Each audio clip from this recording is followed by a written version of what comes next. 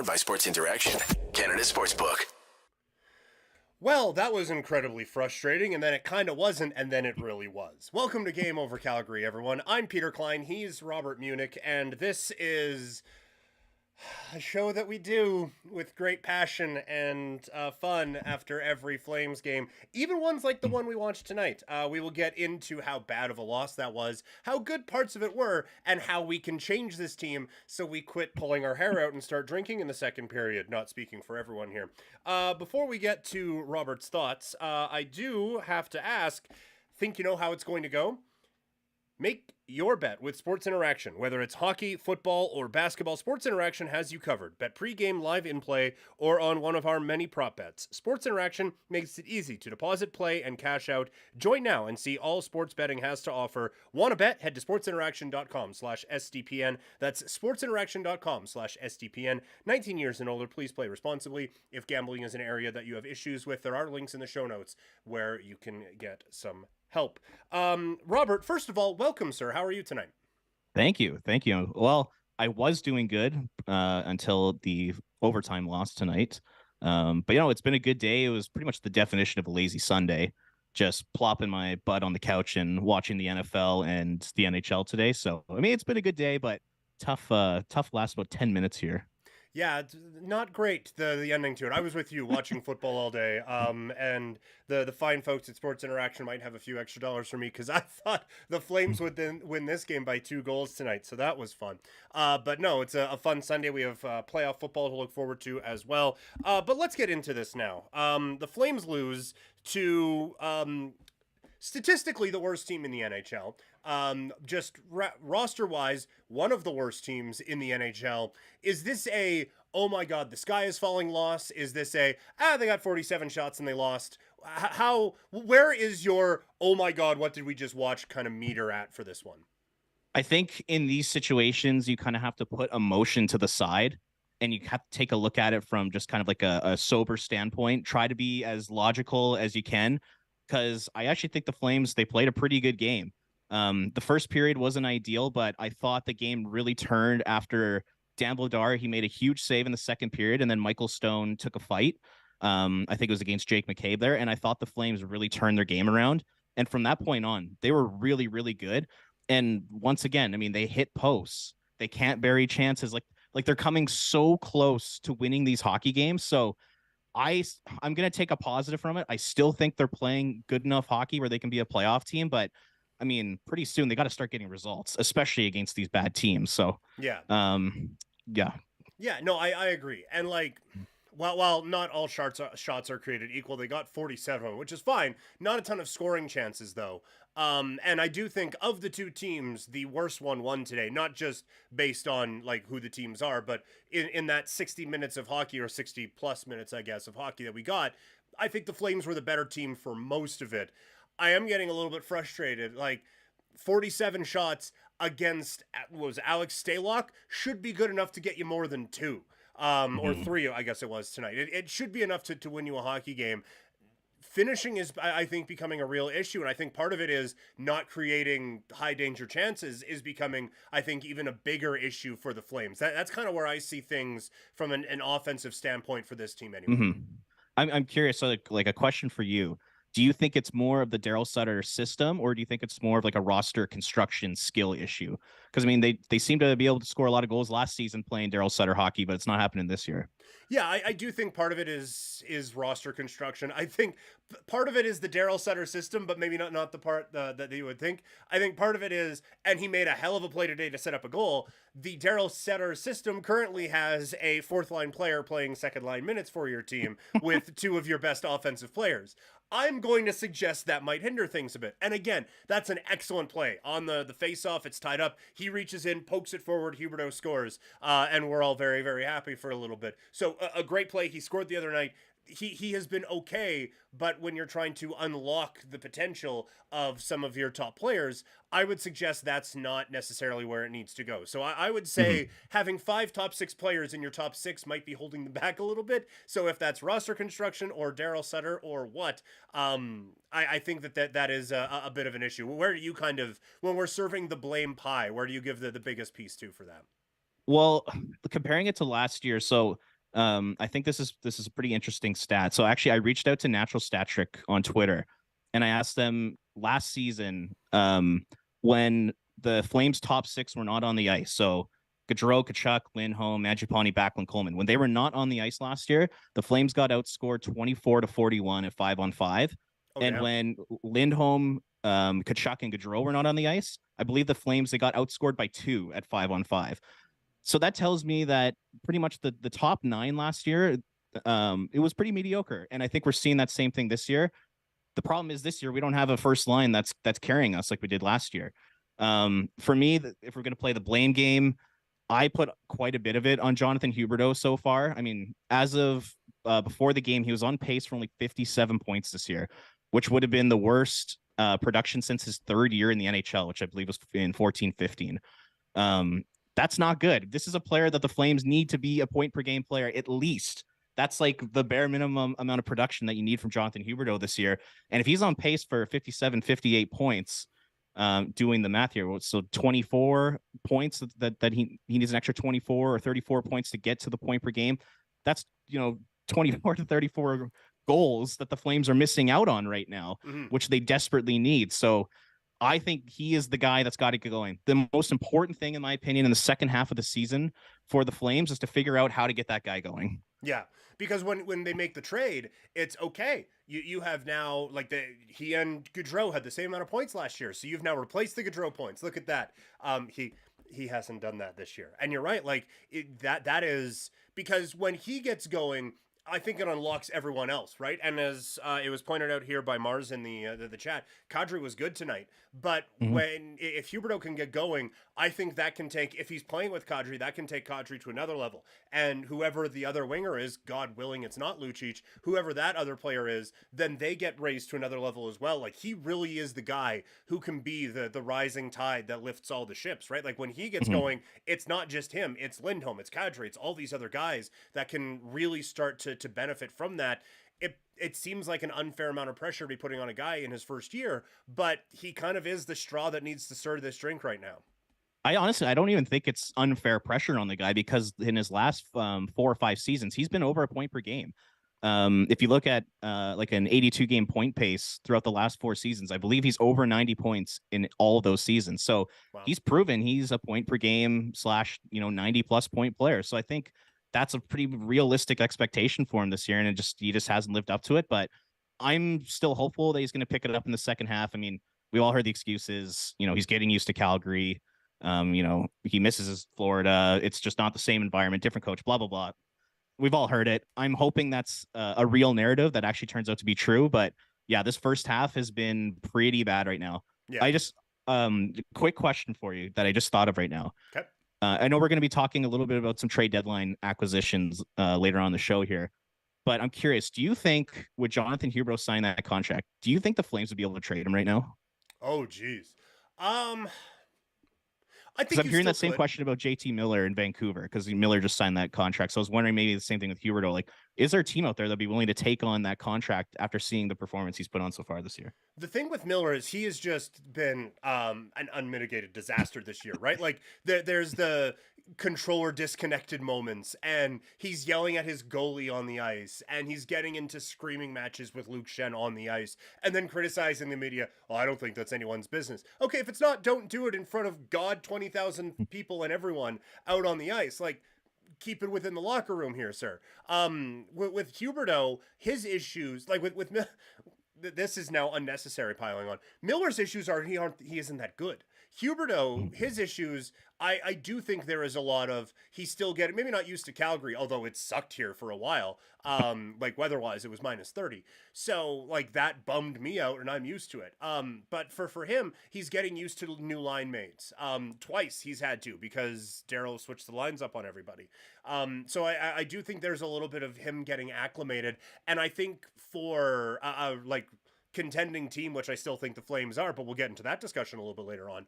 For a team that has Stanley Cup aspirations, I think you could talk yourself into that pretty quickly, where with JT Miller, like, he just seems like just the last, maybe not the last guy, but one of the last guys you'd want in your locker room right now. So I think Huberdeau's reputation, and given all of the variables going into this year, I think you probably still could. What do you think? I personally don't, just because you look at the cap situation across the league. There's only like for example, like Jacob Vernon. I think only 6 or 7 teams could have brought him in, and the guy makes just a little over 5 million. Huberdeau is going to make 10.5 million for 8 years. I think he's going to be 29 or 30 years old to start the contract. That's a risky deal to say the least. I hope and pray it works out. I know everybody in Calgary is cheering for him, including myself. Like, I want him to be a really good player so badly. But just like I said, just kind of hasn't worked so far. So I mean, fingers crossed it happens in the second half of the season. This is Game Over Calgary. I'm Peter Klein. He is Robert Munich. I forgot to tell you, you could find him on Twitter at Ring of Fire CGY. A must follow during Flames games and just during the hockey season and at all times. With some great content with Flames Nation. We'll talk about his trade targets piece coming up in a little bit. Like this video, share it with your friends. We got 29 people in the chat right now, and we have less than that in terms of likes. So come on, this has been a good show so far. I've made some great references, and Robert has brought the intelligence to the program. So like the video, share it with your friends, and subscribe to the channel. We're really trying to grow this thing. Algorithms have not been our friend so far. Turns out having live videos when YouTube's like, we're going to chill on live videos, hasn't really been phenomenal. So we're trying to get this thing rolling. So like the video, share it with all of your friends, and let's keep this thing rolling. Let's go into the chat here for the first time today. It's been an active chat. David has been very busy. David points out Max Domi's play in the chat. We're not going to talk about him in trade targets. He's someone who I've had a soft spot for, but who I have recognized in terms of like actually producing hasn't done a whole lot. He doesn't make the trade targets thing, but would he be the type of guy who maybe, like, if we're 45 minutes away from the deadline, the Flames haven't got anyone yet, is just kind of a fuck it, let's go get someone, let's go get Max Domi? would he have any interest to you from a Flames standpoint? A little bit. I think pretty much in that exact scenario you just described. If it's, oh my God, we haven't acquired anybody yet and there's nobody else available, maybe. But he definitely wouldn't be like a top 5 on my trade board for sure. Yeah. But I like the player. I do. And I like kind of like the swagger he brings to the game, and he's got some good skill, but I don't think he's what the Flames need. Yeah, no, that's fair. Left-handed pen min irregular in the chat saying, bad start to the game, bad line change leading to a goal, bad start to the second, massive regression for the group against an awful team. It's just all bad. Look, there was a stretch in the middle where it wasn't that bad, but yeah, it was bad. It was bad. That bad start was just so debilitating. And we got a bunch more going on in the chat. We'll get to that a little bit later, but this just tied in perfectly to everything. That bad start, like, the Flames are a better team than the Blackhawks, but you can't just set yourself back 2 goals and just hope everything's going to be fine. Like, you're not that much better than teams. I don't know if it was just they were in Chicago for a Saturday night with the night off, or what was going on, but they looked like they wanted to be anywhere else but the hockey rink for this game at the start of it. That was awful. It was. I mean, I don't want to make excuses, but I mean, it was a travel day yesterday, and then there was an optional skate this morning. Like you said, who knows? Maybe the guys went out last night and had a good time. You never know. So, I mean, all that might have contributed to it, but they can't do that. They can't do that against teams like Chicago. You can't play down to your competition like that. I mean, the Flames, they've already lost games to Columbus and Montreal, and now Chicago. Like, you can't be losing these games, and getting off to a good start's key in them. So, not ideal. Not ideal. Yeah. The chat was right. The chat was very, very right on that. Especially with what you have coming up, right? Like, these next 4 games are huge. It's St. Louis, Dallas, Nashville, right? Dallas is ahead because they've had a very good start to the season, but St. Louis and Nashville are teams you are directly competing with. And now, to lose what was, with all due respect to the Blackhawks, which is none, you lose the gimme on this road trip, and you get a point out of it, which I guess like snaps for you, but this was supposed to be the easy one you put in the bank before you go and face the Blues and the Preds and the Stars. Like, this was I think in terms of the road trip, this was one they needed to have tonight. Yeah, 100%. And tonight I just felt like it was one of those games where every mistake the Flames made, it kind of ended up in the back of their net. So, I mean, you look at the first 2 goals in the first period. It was a bit of a miscommunication on the second, and bad line change, like the person in the chat said. And then, Milan Lucic loses his guy. All of a sudden, there's a Blackhawk wide open at the side of the net. It's a goal. The Hawks' first goal, I thought Nikita Zadorov, he lost a battle in front of the net there on the Reichel goal. So I mean, those are two plays. If Lucic finds this guy in the second goal, Zadorov wins that battle in the first goal. I mean, those are avoidable plays. I mean, the Flames probably should have got away out of that game, but mental mistakes. They got off to a terrible start, and here we are talking about it. Yeah, I thought like what the Flames had the puck for a bunch of this game, as is referenced by almost 50 shots. But when they didn't, defensively, I thought they were putrid tonight. Like they that Stone Zadorov pairing seemed to get just their heads caved in all They got night. lit up. Yeah, they were just stuck in the defensive zone. It felt like all night, and anytime it was either like a Blackhawks goal or one of those like, man, they've spent the entire shift in here. You looked out there and there's 16 and 26 just kind of running around like their pants are on fire. And I get like Stone has been a fun story, and Zadorov, we saw good Zadorov in the last game. I think this was bad Zadorov, but these like Stone is nice to have. He's not nice to need. And I think the Flames kind of need to get to a point where you can bring Stone in every few games just to mix it up a bit. I think he is now being relied on a bit too much. Yeah, you're right. And it was a nice story. He seems like a great guy, but it's just not really working in that number 6 spot. And actually, I wrote about that at Flames Nation, saying that the Flames, one of the things they need at the trade deadline is they need a bottom pair defenseman. Yeah. They need somebody that can give Mike Stone a few rests, because I think Daryl Sutter, he's been playing 5 defensemen pretty much all season, and that's just not sustainable, especially when you have Chris Tanev, who's been in and out of the lineup. He's been hurt this year. You need 6 guys. You need to be able to roll out 3 pairings like the Flames did all of last season, and it's just not happening right now. It's pretty interesting. Going into the season, we thought defense was going to be one of the strong parts of this team, because you had Oliver Shillington coming back after a great year. We thought Juuso Välimäki might be able to take a step. We thought Connor Mackey might have been able to take a step, and none of that's happened for all different kinds of reasons. So, they need a defenseman badly, for sure. Yeah, that depth that the Flames had on blue line. I remember maybe it was last saucy, or maybe it was even just the most recent one. Maybe you trade Hanifin for another top 6 player because of all the blue defensemen you have, and now you look up and it's like, oh my god, I don't know what a Dennis Gilbert is, but he's playing 20 minutes. Like, what is going on here? Like, and you're right, it's just a combination of things. Like Tanev, he's been phenomenal with the Flames, but 82 games is kind of a big ask from him at this point. Oliver Shillington is off dealing with his issues, and we hope everything is all right with him. Juuso Välimäki is now an Arizona Coyote, and Connor Mackey, 3 years of just like sitting and watching hasn't really helped, apparently, because I don't think has turned into the guy that people hoped he would be at this point. So it's just like all of a sudden everything is snowballed, and now, we have too many defensemen. Now it's like, oh my god, we have 4. Like it became a problem very, very quickly. Yeah, 100%. I even remember like coming into the season, I heard Craig Conroy was I think he was on the Fan, and he was talking about Connor Mackey. He's like, oh, Mackey's ready to go. Like, he's ready to make this step. And, everyone was getting excited about it. And he's been really bad too. And, the D Simones of the world haven't been able to step up, or Nick Maloche, or any of those guys either. So depth is not a strength right now on the blue line for the Calgary Flames, to say the least. No, it most certainly is not. I do want to get to a couple of things. There were a couple of positives in this before we get into the trade conversation.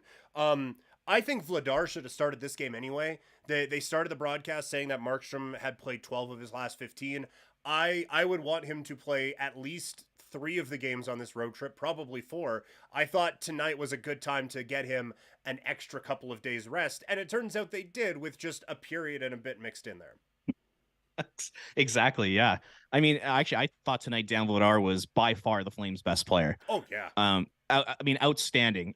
He made 3 or 4 like unbelievable saves there.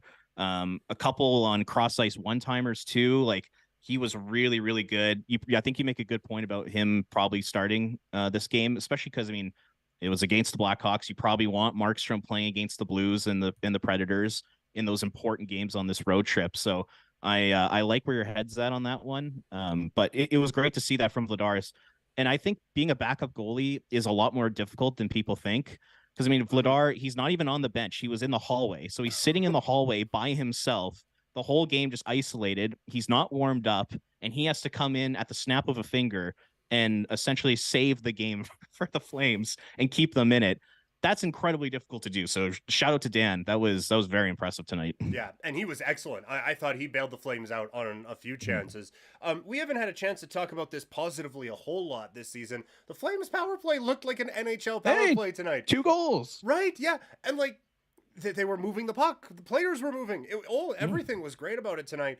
I'm not saying you need to get 2 goals a game, but boy, that seems like, I don't know if they finally decided to practice it once or what happened there, but that power play did not look recognizable compared to what we've seen from the Flames in the past. Yeah, I mean, I would maybe disagree a little bit. From what I saw tonight, I thought that the power play was very simple. It was just a lot of work around the outside, like we've seen all season. There weren't like many cross ice passes or low to high passes like we've seen in the past or seen on good power plays. Tonight, it just seemed like it was kind of like the same power play, but just the puck just happened to go in, if that makes sense. I mean, and then on the second one, there was a bit of a lucky bounce because Lindholm came from behind the net, tried to get a shot on goal. It bounced right to Nazem Kadri, and he made no mistake. So, I mean, a bit of a lucky bounce on that one. But yeah, I thought they were simple. I thought they got a lot of shots to the net. I thought they got bodies to the net because I know Lindholm and Huberdeau were net front on the first power play goal tonight. So, it's a step in the right direction for sure. But I think it lacks kind of like that dynamic element. You remember last year we'd watch Johnny Gaudreau, rip cross ice passes to Elias Lindholm, and he'd cradle him and rip them home. Where Kachuk would take a puck from down below the goal line and feed it into the slot. We're not seeing those types of plays. Yeah, it's a lot of stuff from the outside, a lot of shots. It's just a simple power play. But yeah, tonight just felt like the goals just went in. The puck just went in, but they were kind of the same as in the past. Okay, that's fair. I thought there was a little bit more from them, but it certainly wasn't like where you want it to be. Absolutely. And I thought Huberdeau, again, to bring it back to what we talked about earlier, I thought Huberdeau was going to be that power play guy who was zipping passes across. Like, he just sees the game so well that you think he'd be able to find those holes, and it just hasn't really happened yet. And Nazem Kadri, we don't have to go, like, Nazem Kadri was really good. There isn't a whole lot else you can kind of say off of that. He's been the Flames' best player for a lot of games this year, and I thought he was, in the non-Dan Vladar category, I thought he was the Flames' best player again tonight. Yeah, I agree. And I think Kadri's been really good as of late. So at Flames Nation, I write like a reoccurring piece called Good, Bad, and Ugly. And for the last 5-game segment, I called out Nazem Kadri for his good play. Like, I think he's playing with a ton of pace. He's driving offense. I think his line mates are letting him down right now, both Milan Lucic and Jonathan Huberdeau, because I really think Kadri's playing at an elite level right now. Yeah. So hopefully he keeps that up. And one thing I've kind of started to think about a little bit. I know before the season, one of the big talking points was who's going to be captain. Who's going to be captain this year or next year. I think Kadri might be at the top of that list right now, heading into next season. That's just me. I've really liked his game on and off the ice. He seems like a great representative for the team. He'll be at the All-Star game, and I mean, we saw that video the other day when he gave that little kid a stick during warm-up. I mean, that's what hockey's all about. And it's great to see him doing stuff like that. So yeah, I've loved his game. Really, really good. Yeah. Yeah, Nazem Kadri is good. We have established this now. Left-handed penman again asking in the chat here. Again, like the video, share it. If you missed any of this, it's available on podcast after, or you can just watch this video after as well. But subscribe to the podcast. Just search Game Over NHL and it'll be there. Left-handed penman asking if Luch isn't getting scratched, which he probably isn't for a while, much to our chagrin, then who comes out to let Pelche in? To me, it would be Lewis. I'm not a big Lewis fan. He had a couple of moments tonight, but I think when he's not playing with Backlund and Coleman, he hasn't really added a whole lot. So he would kind of be the obvious choice for me. Where would you go? Okay, so if it's me, I would probably agree with you. I'd probably take out Lewis for a couple. What I think Daryl Sutter will do is I think he'll take Adam Ruzicka out for a couple. Yeah. Because, I mean, he's talked to the media recently about how his game is kind of fallen off. He barely played tonight. I know Daryl likes Sahorna at center. So my guess is that Ruzicka will probably come out, but I'm with you. If it was up to me, I'd probably go down the Lewis road. Yeah. I like what Zahorna's brought so far. Yeah, me too. And I think like Ruzicka, I think he has been fine, but it certainly has cooled off there for sure. All right, let's keep the chat going here. This is the problem. Like, for us, the chat is a slight bit delayed, and B, I say a lot of shit. Like I'm kind of just a motor mouth. So someone in the chat just said yikes, and I don't have a fucking clue what that's in reference to. So I'm sure it was to the reference of how much Lucic is playing or something that the person Yeah, said like. not the performance that you and I are putting on right now. No, no, no, It no, no, no. can't be. No, we're definitely more Kadri than Lucic with this Yes. performance that we're putting on here. Left-handed penman again saying, "I read Good, Bad, and Ugly, or read Good, Bad, and Ugly today. Good article, thumbs up." So there you go. Thank you. Appreciate it. And now comes critically acclaimed. Someone just says, "Go Flames, go." S says, Hubie's been better as of late, and Kadri just needs a winger to help out. I do think Huberdeau has been better, but it's not close to where this team needs him to be. And yeah, Kadri, this Lucic thing, I don't get it. With like I understand that they want a little bit more, like they like what Lucic can bring, but I don't understand what it's supposed to look like. Anyway, I'm going to be a bad host and not let you respond to that because I just got the warning on Zoom that we have 10 minutes left and I want to get into trade pieces here. So, Timo Meier is at the top of the trade targets thing. I think we're both in agreement. A top 9 forward is a necessity for this team. Meier would fall more into the top 6 category. I like him a lot. That cap hit seems like it would be a bit of a hindrance necessarily, but that is one where I would try to make that work to get that done. I know he was at the top of your list. Is he number 1 for your trade target as well? Yeah, 100%. I think he is just an absolute beast, and I think he is everything this team needs right now. He's 6'1", he's 220 pounds, so he's gonna be able to play that Daryl Sutter aggressive checking style hockey. He's 26 years old. He's in the prime of his career. He's on pace for 40 goals right now. Like he's a great player. I think he'd be a perfect fit with Kadri and Huberdeau. But like you said, he's making $6 million right now. So San Jose is probably gonna have to eat half of that. And if you look at the acquisition cost, it's probably gonna be at least a first round pick, plus. And San Jose is gonna have to eat probably half of that cap hit. So be a really difficult trade to make. But my goodness, if you could bring that guy to the Flames, I think that would be huge. Is he first on your your trade list? Yeah. Yeah, like he is, and he has been for a bit now. Like ever since San Jose started to wobble, it's like I want that dude. Huberdeau was there as well for me, but now I'm getting greedy. But for like Meier, he is just like he is what Daryl thinks Lucic is, right? Like a big dude who can play top 6 minutes. Like he is actually that dude. And pardon my language, he seems like he's just a motherfucker to play against, right? Like when the Flames play the Sharks, it just seems like he's a problem a lot. And I would like to have that on the Flames. I think that would be beneficial. You mentioned the first round pick, and that's something I want to talk about. The Flames, as they sit right now, at the exact halfway point of the season, are at 46 points. They are 3 points up on the Avalanche and Blues for the for wild card spots. They are ahead of the Edmonton Oilers, so Calgary has the first wild card spot. If you are the Flames, are you comfortable enough with where you are at to be trading a first round pick right now? I think you have to be. And the reason why is because this summer, Brad Treliving and Murray Edwards, they pushed all their chips into the middle, and we're going for a Stanley Cup. You signed John Huberdeau, Mackenzie Weegar, and Nazem Kadri, those massive extensions. All those guys are going to be into their late 30s on those contracts. So in my opinion, they have 2 years to win. I really believe that.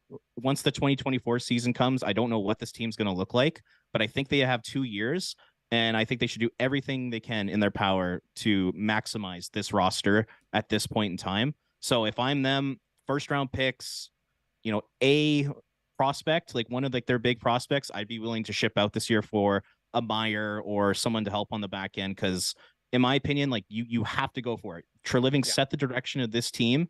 And they have to go. They can't do it. They can't not bring in those players, in my opinion. Where do you stand on that? I'm in agreement with you. I think for Treliving, it's a screw it. If this doesn't work, I'm not coming back anyway.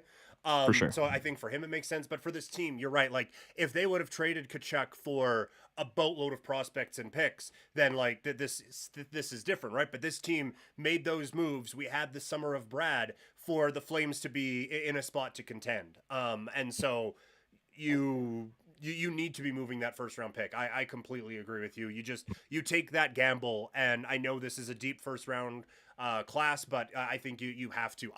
I'm of the opinion now, and it's not what I want to do, but if you're not going to trade Matthew Phillips, or if you're not going to play Matthew Phillips, trade him, right? Like his value is never going to be higher. Like I think this is a very big year for the Flames, and I think they have a couple of chips anyway to kind of play with. Would you be willing to trade one of Wolf, Coronado, Pelletier, or Zary? It would have to be like Have to be Meyer type of level? yes, yeah. I'm not doing it for Luke Shen. Yeah. But but yeah, like it would have to be Meyer or someone of that ilk that I'm not thinking of right now. Like one of those, like a dude who's not just coming in to just kind of help out, like a bottom, like a fourth line thing. I'm gonna need that guy to come in and have an impact on this team.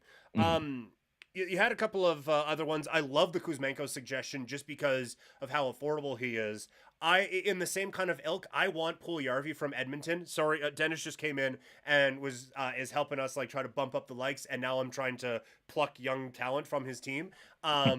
Dennis, amazing job on Game Over Edmonton, by the way. That's the last good thing I'll say about Edmonton. But I like Puljujarvi, I think, would be perfect for the Flames. I don't think Edmonton wants to trade him, but I think I loved the Kuzmenko inclusion in the article. Well, I think he's literally the perfect fit. So he's right-handed. He's super skilled. He's almost a point per game this year, and he makes less than $1 million as an UFA at the end of the year. So like you literally cannot find a more perfect fit for the Flames. But my only question is Daryl Sutter actually going to use him if they acquire him? Because this is Kuzmenko's first full year in the NHL. He's still a pretty inexperienced player on North American ice. I'm not so sure Daryl Sutter would be too thrilled with that acquisition, but I think he'd be the perfect fit. Yeah, that's when True Living brings him in. It's like, listen, I need you to play him. I'm not giving up a second, a fourth, and a prospect here to bring this kid in. For him to play 8 minutes of a night with Lewis and Lucic. Like, let's actually work this kid in here, shall we? Then that's to me the most important thing of the trade deadline is you need a guy that's going to get the Daryl Sutter approval. Because I mean we could talk about all different kinds of players, but as long as Daryl Sutter likes him and gives you the check mark on him, then everything's going to be okay. But Kuzmenko's a guy, like I said, I don't know if Sutter would like him that much, but he's a great player and literally would be a perfect fit. Yeah. Another one who would be a perfect Daryl guy, and you met as soon as I saw it on the story that you had on Flames Nation and all the Daryl quotes, it's like, oh, this makes perfect sense. It's Luke Shen. Like that. Yeah. That just the other defensive options, admittedly, kind of made me a little bit. Like I feel for like sure. if you acquired those guys, you're still looking for a defenseman who can help you. You just have more guys who can kind of help. But I think Shen is someone who he has been phenomenal for Vancouver this year. I think he is someone who would really bolster things right away. Yeah, if you were to look at Daryl Sutter's checkbox for a bottom pairing defenseman, Luke would literally check off every box there. Yes, because like he leads the league in hits, so he's big and he's physical. He's a right shot. He's won 2 Stanley Cups. He's got playoff experience. He played for Daryl. He's good leader. He's good in the locker room, all that kind of stuff. So I think Daryl Sutter's mouth is watering when he just thinks of the idea of Luke Shen on his blue line. Yeah. And honestly, that's a guy I absolutely see this club going after.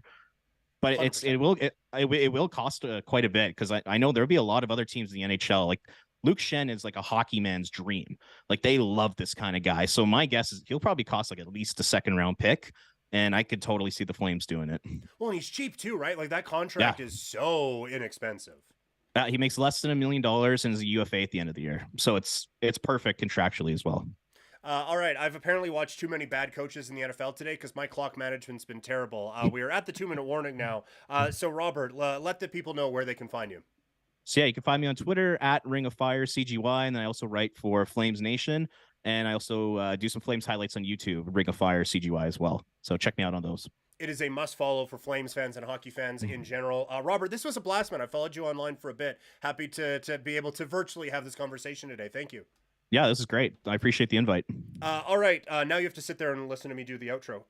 Perfect. The Flames take on the St. Louis Blues coming up on Tuesday. That will be our next game over. It will be Audie and someone, or just Audie, who knows? But either way, Audie has you covered for that one as the Flames look to bounce back from whatever the hell that was tonight against the Blackhawks. Like this video, share it, subscribe to the channel. Thank you to everyone who was super active in the chat today. This was a whole lot of fun. Thank you to Robert. Again, you can find him at Ring of Fire CGY on social media. That's it for us. We will talk to you guys later. Game over! Powered by Sports